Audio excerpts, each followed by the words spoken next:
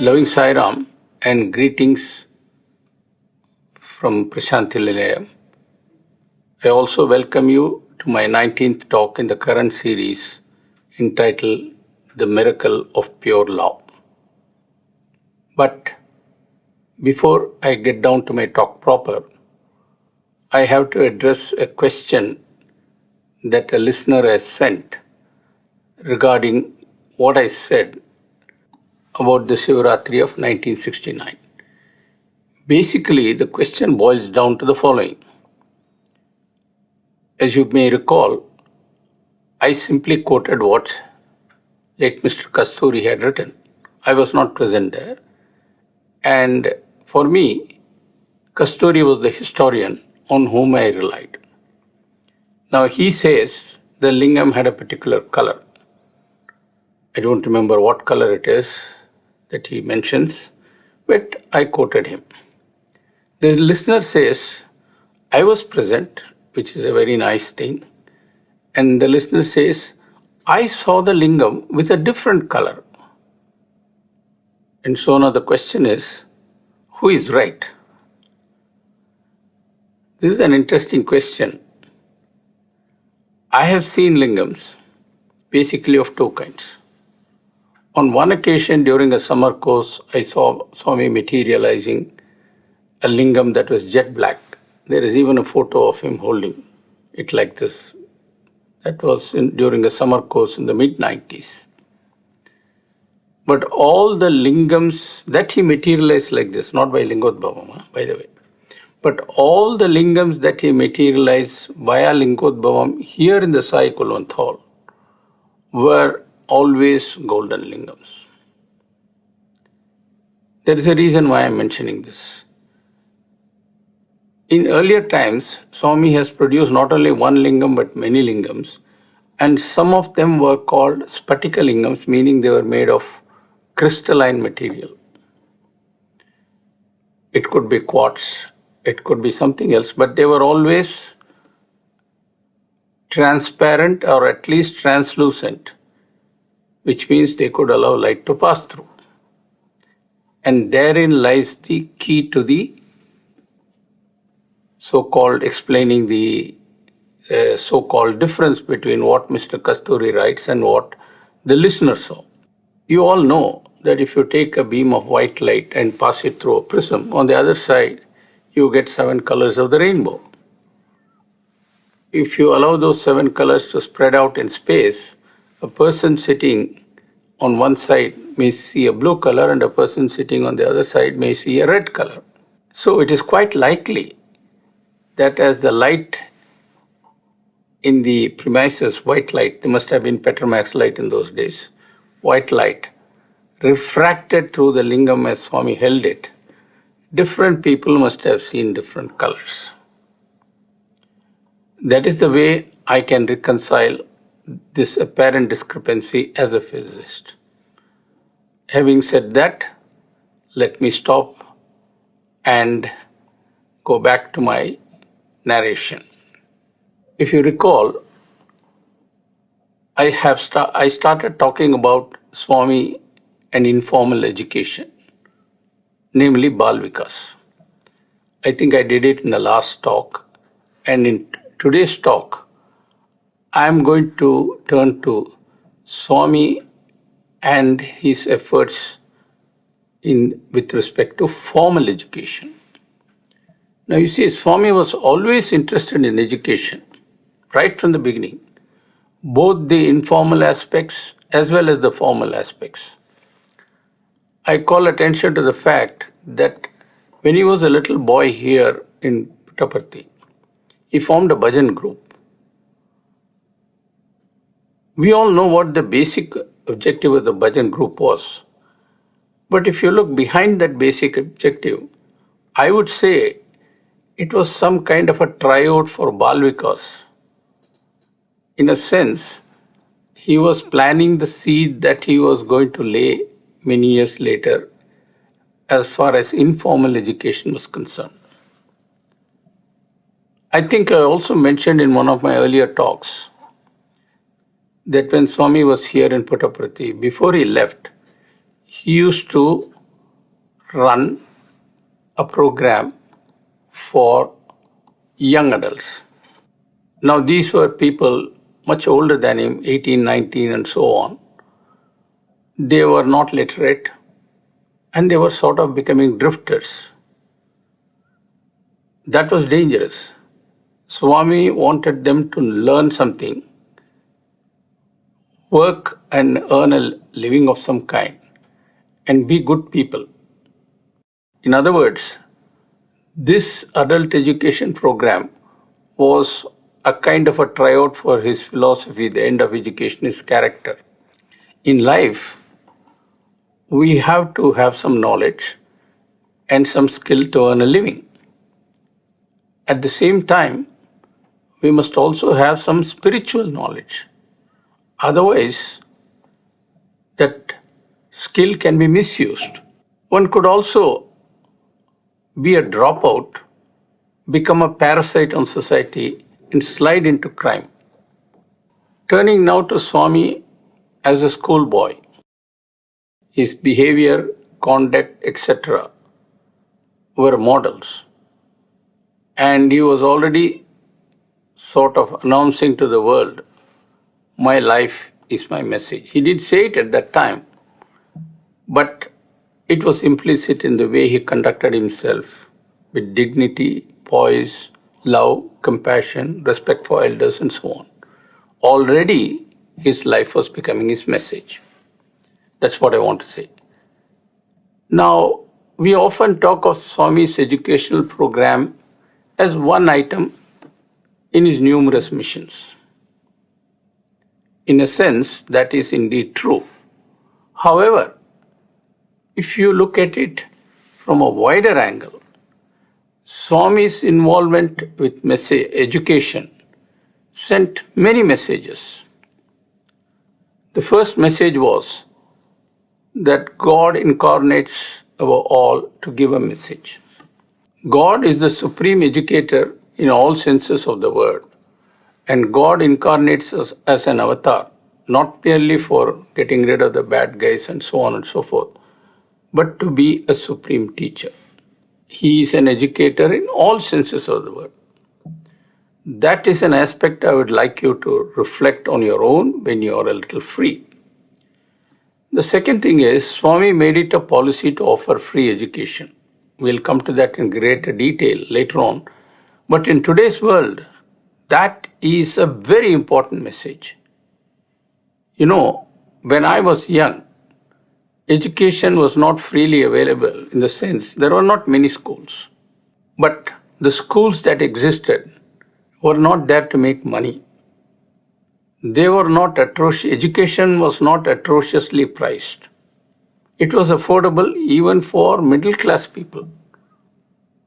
Today, we have in India hundreds of what are called for-profit universities and thousands of for-profit colleges.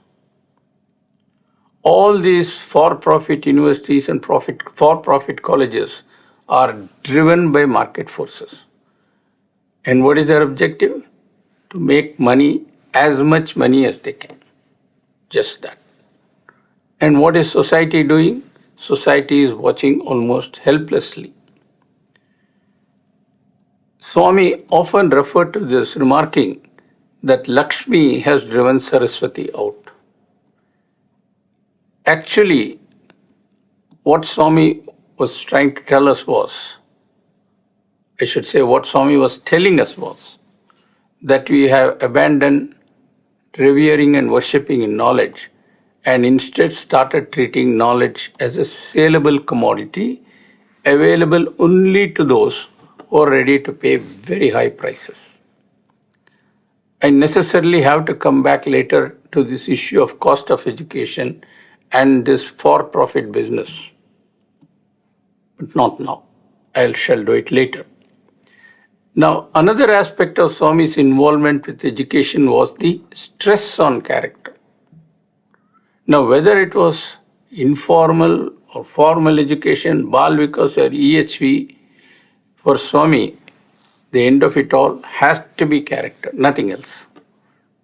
There could be other things, but character was priority number 1, 2, 3, 4, 5, up to 10. All the others came later on.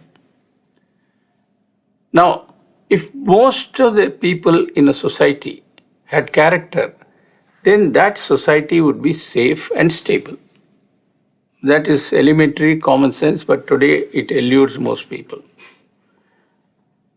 Interestingly, this was intuitively recognized in earlier times. When I say earlier times, just until about 70, 80 years ago. For example, in England, there were the famous schools at Eton and Harrow. It used to be said that the generals of England were shaped in in these schools. What does that mean? These generals were men of great discipline, principles, and character. They were all important if one had to be a leader. Leadership was not based on skills in cheating and being clever and all that.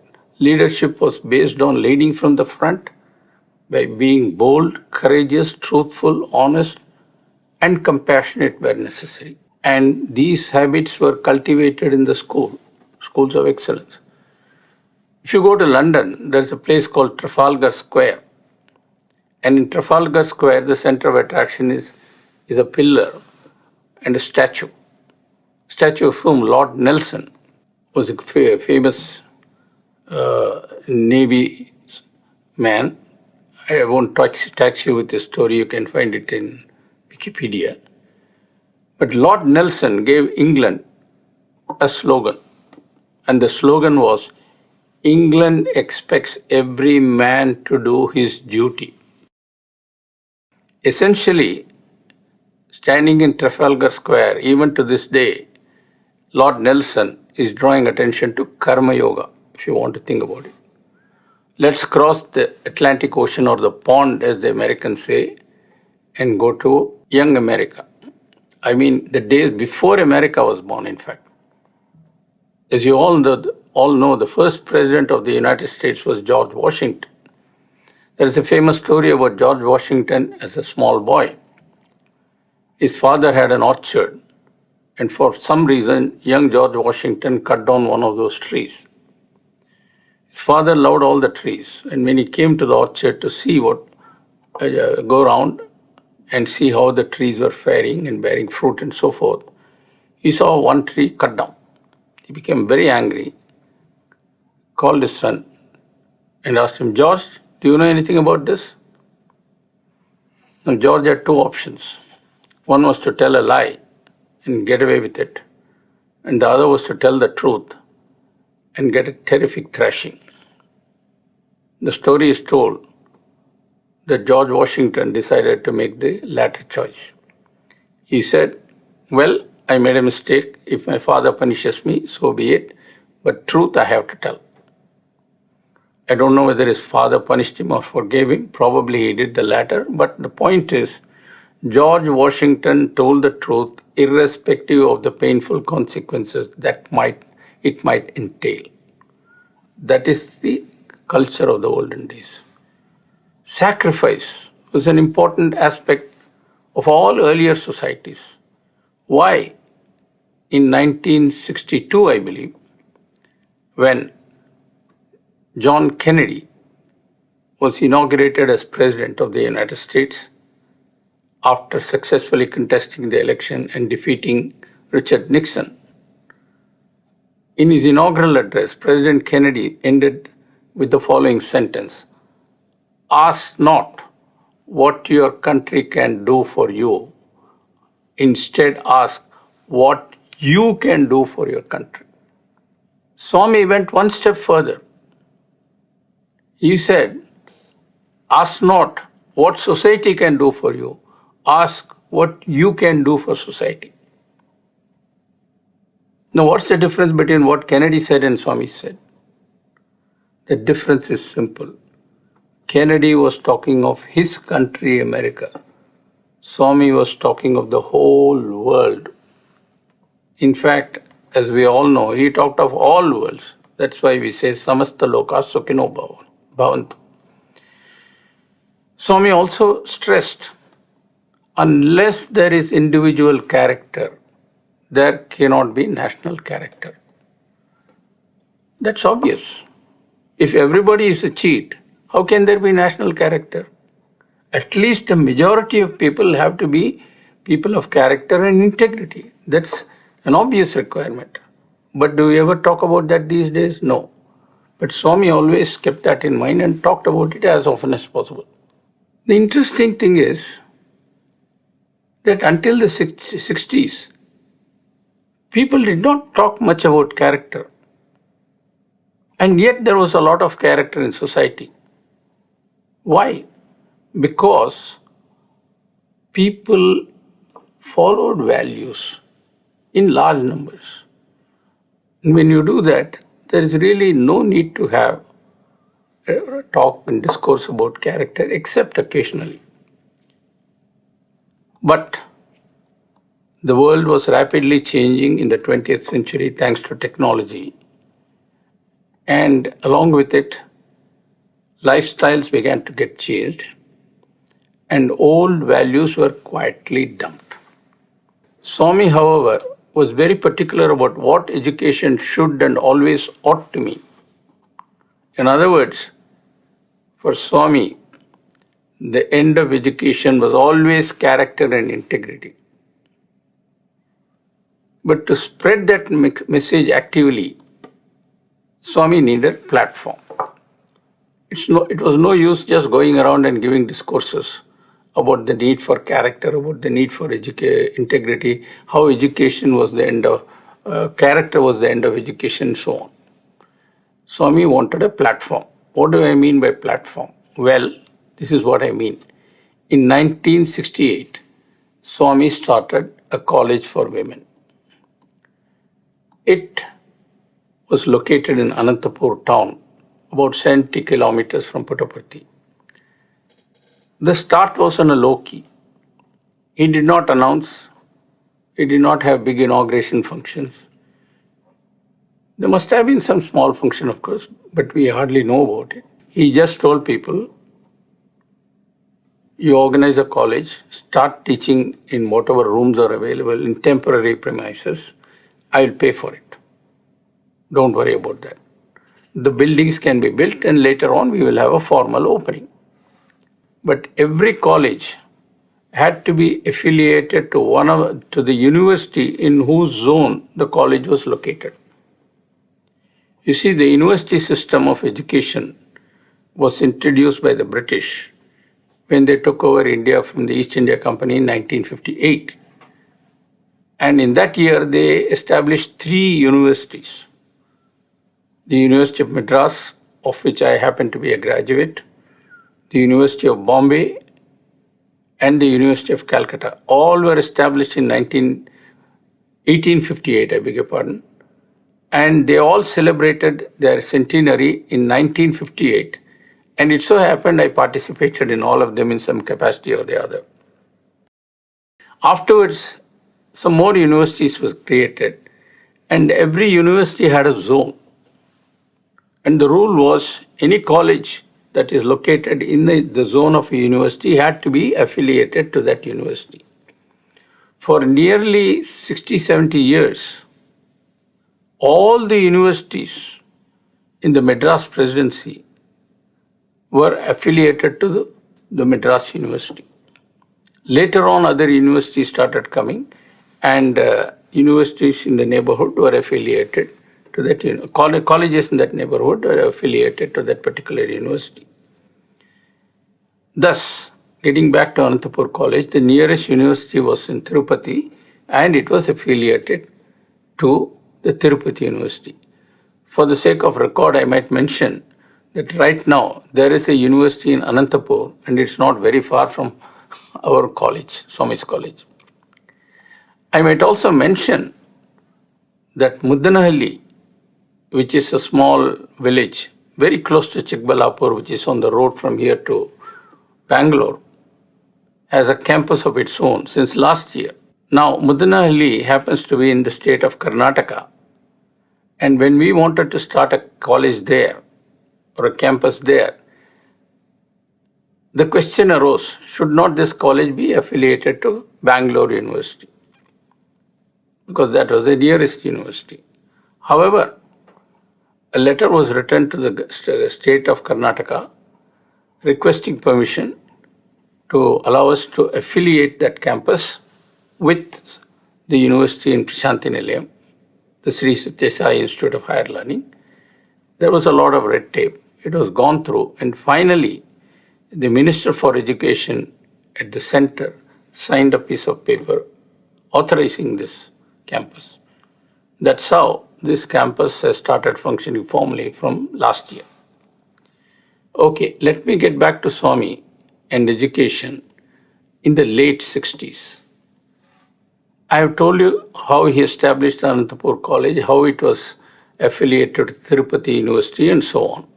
The college buildings were slowly built up, and in 1971, I think, Swami decided to have an impressive opening of the Anantapur College. That is to say, inauguration of the new building. Why? Because he wanted to send a strong signal, not only about the existence of the college, but what it was meant to do. The opening ceremony had a lot of pomp and all that, elephants, decorations, all the whole works. Why? Because the person declaring that college open was none other than the then President of India, Mr. V.V. Giri. He traveled all the way from Delhi to open a women's college in Anantapur. Why? Because Swami had wanted that. During the inaugural ceremony, many people spoke, including, of course, the President of India. But that's not important for us. The discourse that Swami gave is very important, and I am going to quote from it shortly. But before that, I am now going to read out a quote by a British journalist and a BBC broadcaster named Malcolm Muggeridge. When I read the quote, you will understand what Muggeridge was saying and why it is relevant to the talk I am giving now. I am going to quote Malcolm Muggeridge, who, as I said, was a distinguished journalist and also prominent broadcaster on the BBC. This is what he wrote in 1969. Quote, "What then is our brief existence here on earth all about? The media, I mean television, the color supplements, the magazines, the newspapers, all the different organs of this immense apparatus of persuasion which has been developed in our time, answer the question with utmost clarity and gusto." What Muggeridge is saying is, what is life all about? The answer comes to us from the media, namely television, newspaper, radio, color supplements of magazine, and so on. Muggeridge continues, "It is about being successful in terms of money and fame, with violence thrown in for kicks. Anyone who has lived in the real world must have understood that this fantasy of the media is a total absurdity. I consider that the way of life in urbanized rich countries as it exists today and as it is likely to go on developing is probably the most degraded and unillumined ever to come to pass on earth." Now that is a very sharp critique of the Western way of life as it was in 1969. I don't know what Malcolm Muggeridge would have said about today's world, but even 1969 was too distasteful for him. Now, my main purpose in going to Malcolm Muggeridge was to draw attention to what he says about education. That is what we are talking about. So let us hear what he says about education. Quote, "Education, the great mumbo jumbo and fraud of the age, purports to equip us to live and is prescribed as a universal remedy for everything, from juvenile delinquency to premature senility. For the most part, it only serves to enlarge stupidity, inflate conceit, enhance credulity, and put those subjected to it at the mercy of the brainwashers with printing presses, radio, and television at their disposal. End of quote. Now, I am going to quote what Swami said in his discourse in the 1971. By the way, that inaugural ceremony was held on Guru Purnima Day. Very interesting. Guru Purnima was not celebrated here in Prashanti Nilayam but in Anantapur with the opening of the campus. And Swami explains why. I now quote what Swami said in his discourse. This is a part of the discourse. He says, India is being forged into Bhogabhumi, that is to say, a land of luxury, a land of skyscrapers, tinned food, air conditioning, and television. Indians are being shaped into an imitative, insurgent, ill-disciplined mass. They are being transplanted on other soils and encouraged to grow without roots. This is an insult to the past and a sacrilege on the history of time. That is the reason I have decided that this college should be inaugurated on Guru Purnima Day as a reminder of the highest tradition in which the highest ideals of life are instilled by personal example and guidance by the Guru to pupils eager to imbibe. End of quote. That was the quote from Swami's discourse at the time of the inauguration of the Anantapur campus, which, as I told you earlier, was on Guru Purnima Day. I want you to note the stress Swami is giving on the Guru and imbibing tradition via constant contact with the Guru. This is something I shall say more about shortly. But it's rather interesting that Swami is talking about television and all that. You know, television had barely come to India in 1971. At that time, there was only one television studio in the entire country, that was in Delhi, and it had a very small radius. It was operated with the help of the German government. It was the German government that sort of got us onto the path of public television by giving us some technology, know-how, and so on and so forth. Even Bombay got its television station only around 1972, late 1971-72. So even before that, Swami had already foreseen the power, the destructive power of television. Because, as Malcolm McGrath said, television, etc., is managed by money power. And money power has got only one objective, making money, using whatever means. Swami had already foreseen this, and he wanted his colleges and educational establishments to act as a firewall against the negativity that was being spewed out like poison by the media. So that is one aspect. And the more important aspect is constant contact with the Guru. Pupils learning from the Guru. In fact, I referred to this in my last discourse also, how the Guru plays a role and what he does to Sishya. Now, the Guru Sishya Parampara is very strong in India, at least it used to be. And as you know, it goes back a long time, almost to the Vedic time. Along with the mother and father, Guru finds a place in the road to God. That is why we say Mata, Pita, Guru, Devam. Recall the order. And Swami used to explain the order also. I mentioned it in my last talk. He used to say, mother shows the child to the father. Father shows the child to the Guru. And Guru launches the child on the way to Devam or God. Now, I must say a few words about this Guru Sishya Parampara.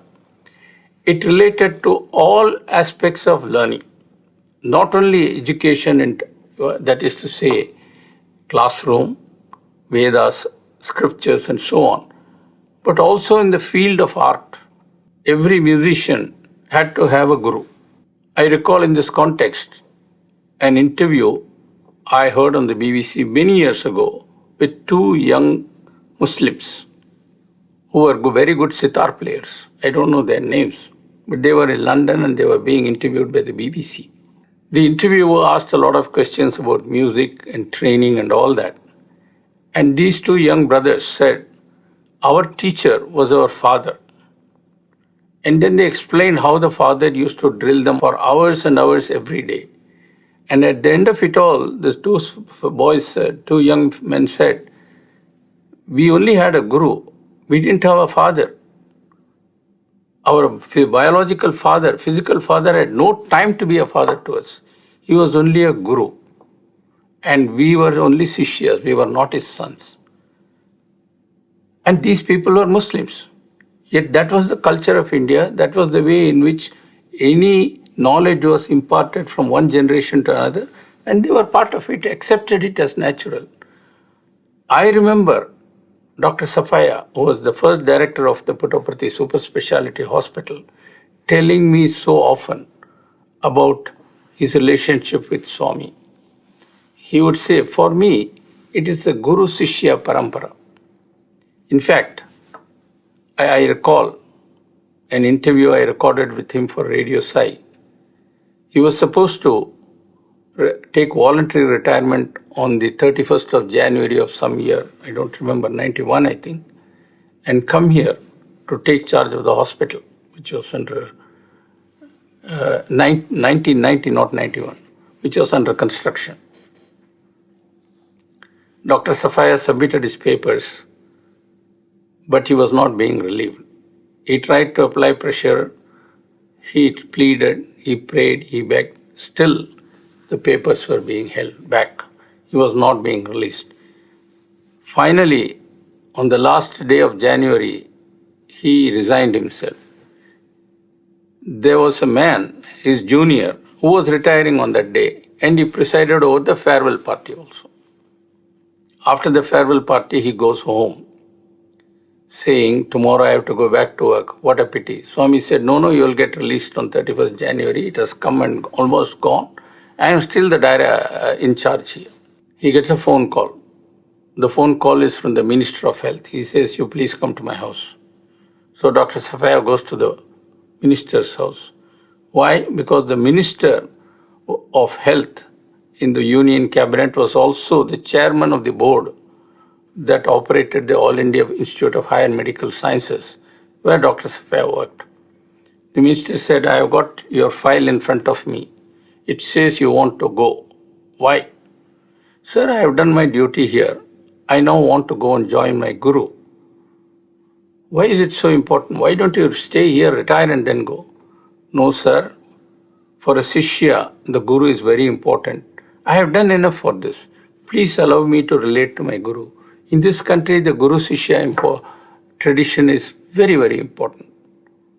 The minister said, all right, I agree to your request. He took a pen and said, with great regret, I accept this request for voluntary retirement. So, by the way, Swami managed to see that he did get released on 31st of January. But what I am trying to say is that Dr. Safaya always referred to Swami as his guru. Recently, we celebrated the Guru Purnima, and my last talk, I talked about the Guru and Satguru. These days, we hardly remember how Swami used the Guru Purnima day of 1971 to convey an important aspect of his mission. Once, in a divine discourse, I remember this very well, Swami described how a guru quietly transmits values to his sishyas. He does this via what may be called proximity. Swami said, you know what? In the old days, the guru was sishyas were always with the guru. Sometimes he would sit under a tree and do bodhana. That is, he will conduct classes or give discourses. When he is resting, some of the sishyas will be fanning him, others would be pressing his legs. When he went for a bath in the river, the sishyas will go with him. So they were always living in the ashram and always near him, doing something for him directly or doing some ashram work that was beneficial to all of the people. And Swami also did the same. This is something that only the students know, not the others. He gave a tremendous amount of proximity to students, just as the Guru did in the old days. You know, I'm going to talk more about this later on, but let me just mention one thing. Swami was the chancellor of the university. And when he gave darshan as Swami, all the students would come every day. If it was here, they would come here. If they was in Vrindavan, they would come there. At least in the vacation time, those who stayed back, and many did stay back. What I am trying to say is, if you are a teacher and I was a teacher, the students who would come to my class are those who are taking that particular subject. But in the case of Swami, all students came. Why? Because he was the Guru of all, apart from being the Sadguru. And as the Guru, he moved around. He knew the names of almost all students. He remembered it. And years later, when the students came, he would talk to them by calling them by name and recall old days. That was the Guru. That is an aspect we tend to forget, but we should not. I hope at least the alumni of our university and school would not. I'm sure they would not. I will have more to say about this, but that will come later. So let me now quickly get back to the story of Anantapur College and wrap it up. Now, in 1968, Swami started the Anantapur College. But he was not living in Anantapur. He was most of the time in Puttaparthi. That was his headquarters from 1950. And Swami also traveled a lot. Nevertheless, in the early days, Swami often went to the Anantapur campus and showered his grace on the students and staff in many, many ways. If you look back, Swami more or less did that with almost every single institution that he set up. Whether it was the general hospital or super specialty hospital or university, this college, that college, whatever it is, Swami always took very great personal care in the early years. It was very much like a mother with many children. Imagine a mother whose oldest daughter is, say, 11, while her youngest kid is just 8 months old. Obviously, the youngest child would receive a lot of attention from mom, while the oldest child would receive very little. In fact, the older children would have been trained to help mother in various ways. Thus, where institutions were concerned, Swami adopted a similar strategy. That is to say, he would give a lot of attention, personal attention, nurse it like a mother, but after a while he will slowly withdraw because he has got some new interest. This happened again and again. It was almost like a mother weaning the kid from mother's milk. But one thing always remained constant, and that was Swami's motherly relationship with students.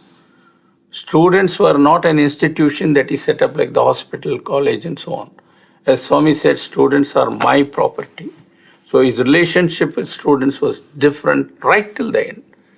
And he liked to play mother to students. That is why students also call him Saima. There was Swami and his institutions on the one hand, and Swami and students on the other.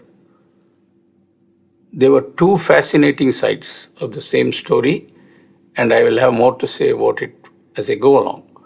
Now, I would like to quickly wrap up the story of the various colleges, and so let me focus on that.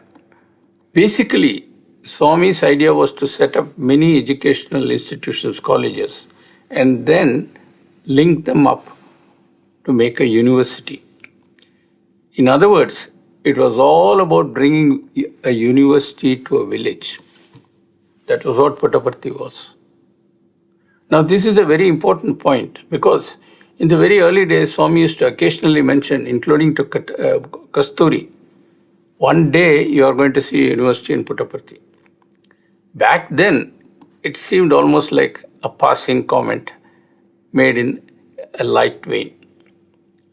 Dr. Bhagavantam, a very distinguished scientist of this country, came to Swami in the early 70s, or a little before that perhaps. And he used to translate Swami's discourses for many years. Now, Dr. Bhagavantam had a lot of experience with India's educational system, including the University Grants Commission. And when Swami told him casually, one day, Bhagavantam, we are going to have a university here in Puttaparthi, he said, no, Swami, that's not possible. Why is it not possible? Swami, university is a very big thing. We can't have it here. Oh, you see, that's what you say. One day you are going to see it. Bhagavantam didn't believe it. But one day a university did start functioning in Puttaparthi. That was Swami. And Swami loved recalling that story about Bhagavantam denying and the university finally coming. He would tell it in private. I have heard it many times. Swami's message was, people might be close to me, but they do not understand me, my missions, and my focus.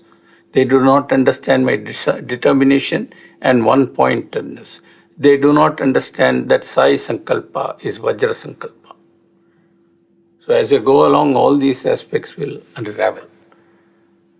Let me get back to Swami and Anantapur visits. In those days, there was only one university, one college. So there were not other institutions to distract his attention. Apart from the general hospital in Puttaparthi, which you could always visit whenever he was in Puttaparthi. Swami would go to Anantapur. He would go to classes and he will sit in the back, right at the back. I heard it from alumni. So what would all the students do? They will turn the back. Shh, turn back, turn back. And the teacher asked, Swami, when you come to the class, I feel paralyzed. I am not able to teach, and the students are all looking back at you. No, Bangaru, I will tell them. But I just want to see how you are teaching. And if you need help, I want to help you. That's why I'm sitting. I'm not there to frighten you. He would visit the library. He would go to the laboratory. He would dine with them. Swami had a room upstairs in one of the buildings, and he used to spend many days at a time. And the early students of Anantapur College enjoyed Bhagwan's intimacy on a scale they never dreamt of. There is a very nice picture which shows about 6 or 7 girls staging a ballet on roller skates. There is another picture where Swami is talking to the performers and blessing them. When students came to Puttaparthi for his darshan, he would give them saris, grant interviews, and so on. During one visit to Anantapur, the students staged a sort of a mini sports festival in the sports ground there. I have seen a patchy video of this once, and it was unbelievable. And you know what? When Swami came back to Puttaparthi, I believe he told everybody, I am going to arrange for the girls to give a display of their sports abilities here in the grounds, where we now have the stadium. And that happened. So the people here saw the skills and the athletic abilities of the girls of Anantapur College put on public display. Why did Swami do that? It was a case of mother showing off. See, my children can do all these things. By that time, the Brindavan campus, about which I shall soon say something, had also got established. So Swami said, let both campuses join together in celebrating the sports festival. And it was from that decision that the sport tradition that we have today emerged. And if we have the annual Sports and Cultural Festival Day on January 11th every year, it goes back all the way to the very first time when the Anantapur girls came to give a performance here. Going back to Anantapur and the photographs of that era, I have seen a very interesting photo where Swami is doing a flag hoisting in something like a quadrangle. And in that place are a number of posters, each showing the date on which Swami visited earlier. So you can you see dates going back all the way to the 60s and 70s, and it goes up to 84. So maybe this photograph was taken in 1985. But then mother slowly decreased close contact. And for the Anantapur students, it was painful. Till the end, many of those students complained, grumbled, and all that. But few realized that step by step, this is what Swami did in many aspects. Just to give an example, back in the old days, Swami used to receive garlands. You could actually go and garland Swami. There are so many films of that. You know what? One fine day he said, no more garlands. End of it. It stopped abruptly. Thereafter, Swami didn't accept garlands. People dare not go near him with garlands. Once or twice people would go, he will say, leave it at my feet and go away, and don't do it next time. The same happened with Pada Namaskar. For years and years, he would say, take Pada Namaskar. I remember when I went with Swami in 1999 to Delhi. It was the last day of our stay, and we were to leave for Bombay at 2:30 in the afternoon. At about 10 o'clock in the morning, Swami went to the compound of a school where all the Sevadals who had come to Delhi for service to Swami were gathered. Nearly 10,000 of them were there. They had come from all over North India, Punjab, Haryana, Jammu, and so on. 10,000 of them, because they were deployed near the airport, on all traffic routes, and so on. And Swami had to give Pada Namaskar to 10,000 people. It was going on and on and on, and I was looking at my watch. And Satyajit was near me, and I looked at him and smiled, and he smiled back. I said, Satyajit, we have to go to the Rai house. We are supposed to have lunch. Then we have to go to airport. It's already 11:30 now. And we have to be in the airport at least half an hour before takeoff. For Swami, we have to be 1 hour before. Swami can come there half an hour or 15 minutes before takeoff. How are we going to go there? But somehow it happened. I'm mentioning this because one fine day in the early 2000s, Swami just said, no more Pada Namaskar. That was it. With the institute also, it was the same. In the early years, he used to come and take care of so many things. But later on, he stopped coming. In fact, I served as the Vice Chancellor from 1996 to late 1998. I begged Swami to come. There was a Chancellor's room. He never came. In fact, he never came till the very end. He came to the ground, he came to the college, but he didn't come to the university building. It was the same with interviews. One fine day, he just cut almost all of it and restricting that privilege to just a few who were old-timers. He had a particular fondness for people who came to him during the Pathamandiram days. He sort of said, oh, they came to me even when I was known so little, so I owe them something. There was that strange aspect of Swami. I will mention this later on. But what I am trying to say is he slowly moved away from many of his normal practices. Let me go back to the colleges, because I have to complete that story. I told you in 68, Swami started the Anantapur College and had it inaugurated in 1969. In 1969, Swami started his next college, literally inaugurated. He didn't wait for any formal inauguration.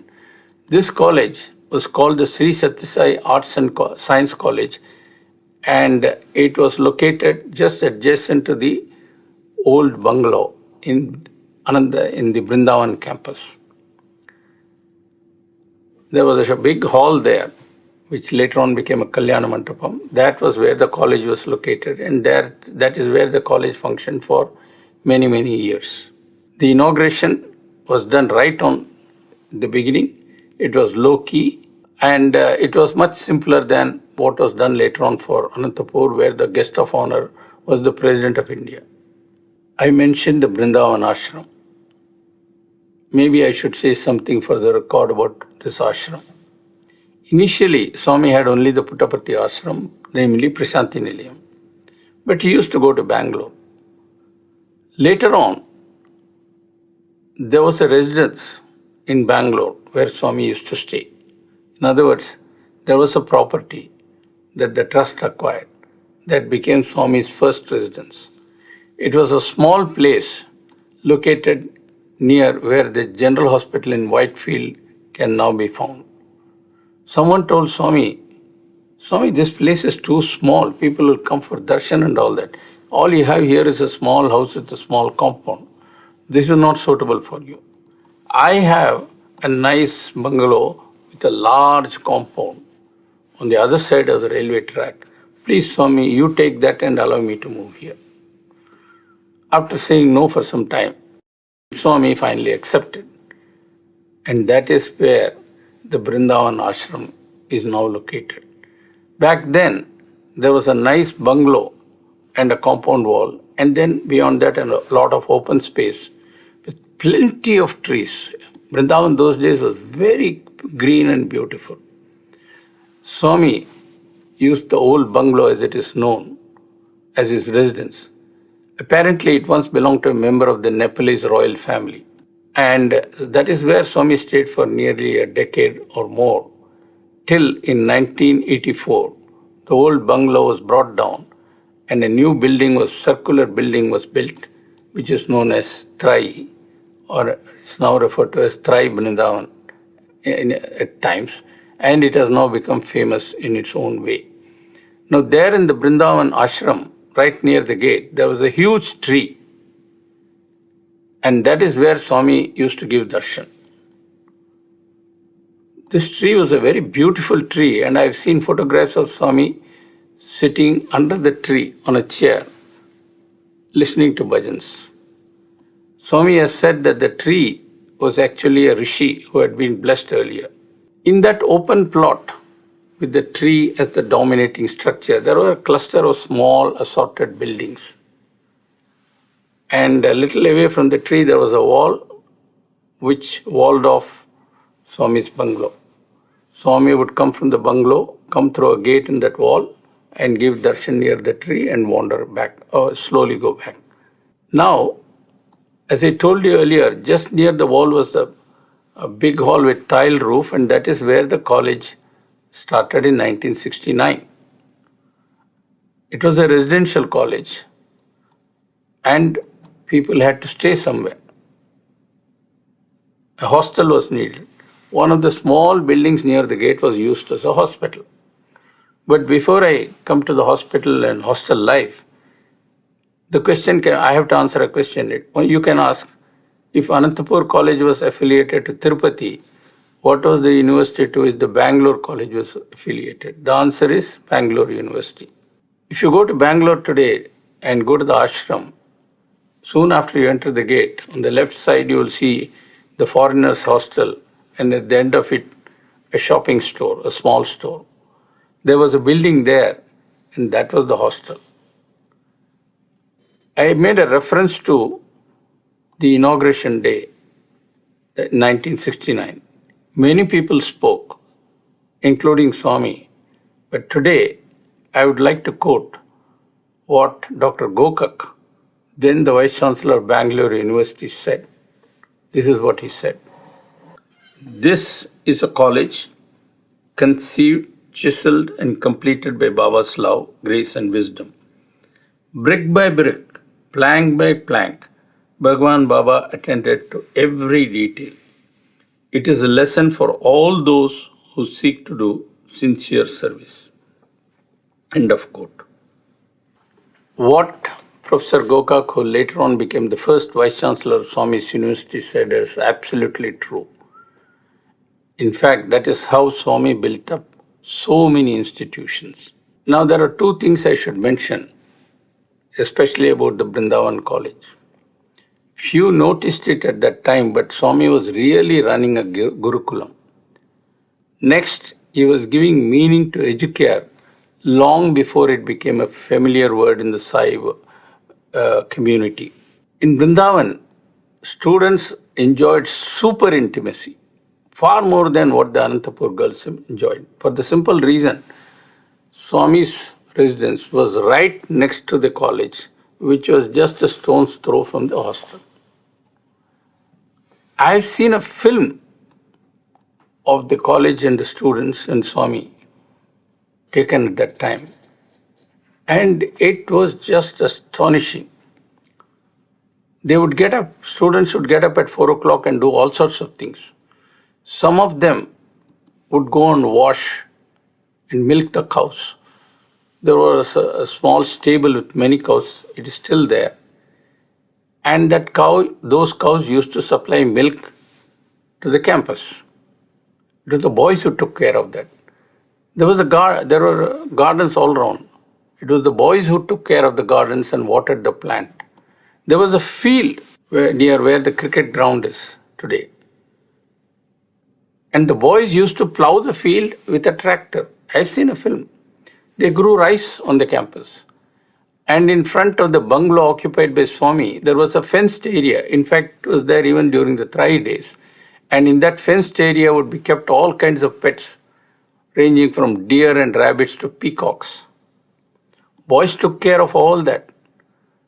They had to cut vegetables, make chapatis, buy provisions, and even cattle feed, and also whitewash the hostel and so on. And all this gave the boys many excuses to sneak up to Swami. I can say a lot about that, but not today. I think I have said enough for the day, and so I would like to bring this talk to a close at this point. Where Swami and students are concerned, there is so much to say. I don't think I can say it all, but I shall definitely give you some samples. That story would be woven along with the story of Swami and his contribution to the field of education. Both are important.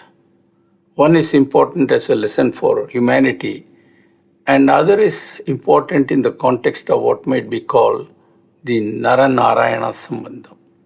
Both are interesting, important, and fascinating. But that story cannot be told today because already I have spoken for long. So let me stop at this point and express my thanks for being with me today. I hope to see you again next week and continue the story. And as always, I would like to end the talk by offering it to our beloved Bhagwan. God bless you all. Jai Sai Ram.